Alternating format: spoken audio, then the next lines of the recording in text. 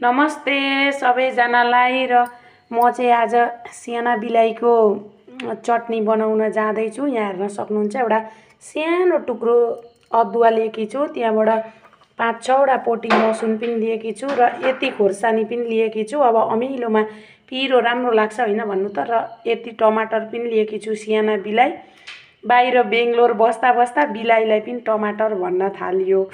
माने कोही बेला बिलाई कोही बेला टमाटर हुँदो रहेछ। र यति सियाना बिलाई लिएकी छु र मैले यहाँ तावा बसाएर रेडी गरिसकेकी छु। म चाहिँ फ्राई गरेर मात्रै के रे सिलौटामा पिस्छु। यहाँ हेर्न सक्नुहुन्छ सिलौटो पनि रेडी गरेर राखेकी छु।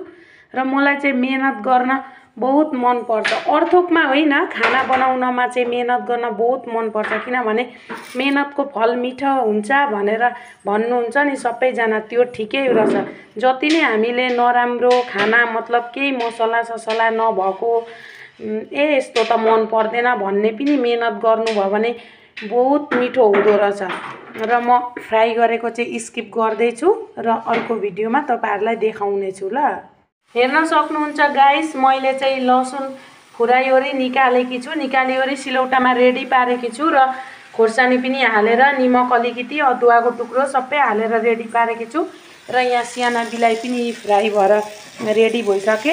हुन त काँचो कचाक्क पिसौँ न अचार त हो नि भन्ने हुन्छ कि, तर मलाई चाहिँ त्यस्तो टेस्ट लाग्दैन र म यो अलिकति तेल हालेर यसरी फ्राई गरेर बनाउँछु र बहुत मजा लाग्छ यो चाहिँ। लु हेर्न सक्नुहुन्छ साथी हो, अचार बनाएर मैले रेडी पारिसकेँ र तपाईहरुलाई नि कोलाई पिरो अमिलो मन पर्छ कमेन्टमा भन्नु होला। यहाँ हेर्न सक्नुहुन्छ सियाना बिलाईको चाहिँ चटनी बहुतै मन पर्छ। यी हेर्न सक्नुहुन्छ।